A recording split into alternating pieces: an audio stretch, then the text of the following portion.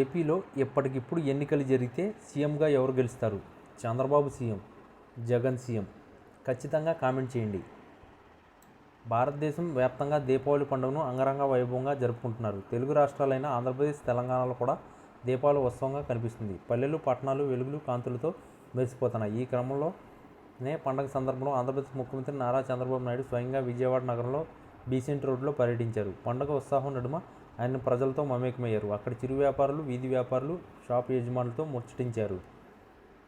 ముఖ్యమంత్రి ఈ సందర్భంగా పలువురు వ్యాపారులతో మాట్లాడిన వారి సమస్యలను తెలుసుకున్నారు. చింతలపూడి దుర్గమ్మరావు అనే వీధి వ్యాపారితో మాట్లాడుతూ చింతజాపూడి దుర్గారావు అనే వీధి వ్యాపారితో మాట్లాడుతూ ఆయన విక్రయించే ప్రమిదులు, జూట్ బ్యాగులు వ్యాపారం గురించి అడిగారు. జీఎస్టీ తగ్గింపు తరువాత విక్రయాలపై ఎంత ప్రభావం పడిందని వివరాలు తెలుసుకున్నారు.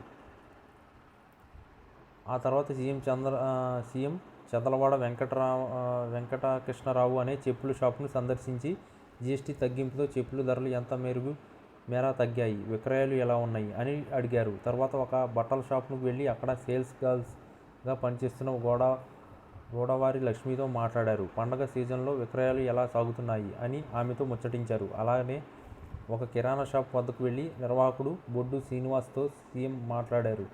నిత్యావసర వస్తువుల ధరల్లో జీఎస్టీ తగ్గింపుతో ఏమైనా మార్పులు వచ్చాయా, గత ఏడాదితో పోల్చితే ధరలు వ్యత్యాసాలు ఎలా ఉందని ఆయన ప్రశ్నించారు. ప్రస్తుతం బియ్యం, చక్కెర, నూనెలు వంటి వస్తువుల ధరలు కొంత స్థిరంగా ఉన్నాయని శ్రీనివాస్ తెలిపారు. ఇక పర్యటనలో భాగంగా బీసెంట్ రోడ్లో షాపింగ్కి వచ్చిన పౌరులతోనూ సీఎం చంద్రబాబు మాట్లాడారు. ప్రజలతో చేతులు కలిపి వారితో సెల్ఫీలు దిగారు. పిల్లలకు ముందస్తుగా దీపావళి శుభాకాంక్షలు తెలియజేశారు. పండగ వేళ అనూహ్యంగా సీఎం ఎలా పర్యటించడం పట్ల ఒకంత ఆశ్చర్యంతోనూ వ్యాపారులు, వినియోగదారులు సంతోషం వ్యక్తం చేశారు. మరోవైపు బీసెంట్ రోడ్డు మొత్తం పండగ వెలుగులతో మెరిసిపోతుంది. దుకాణాలు రంగుల లైట్లతో అలంకరించబడి కొనుగోలుదారులు క్యూలుగా నిలబడి వస్తువులు కొనుగోలు చేస్తున్నారు. బట్టలు, మిఠాయిలు, పటాకులు విక్రయాలు పెరిగి మార్కెట్ మొత్తం ఉత్సాహంగా కనిపిస్తుంది. మరోవైపు చంద్రబాబు రాష్ట్ర ప్రజలందరికీ పండగ శుభాకాంక్షలు తెలిపారు. ఈ మేరకు ట్విట్టర్ వేదికగా చీకటిపై వెలుగు, చెడుపై మంచి సాధించిన విజయానికి ప్రతీకగా జరుపుకునే ఈ పండగ అని రాసుకొచ్చారు. ప్రతి ఒక్కరి జీవితంలో కొత్త కాంతులు తీసుకురావాలని ఆయన ఆకాంక్షించారు.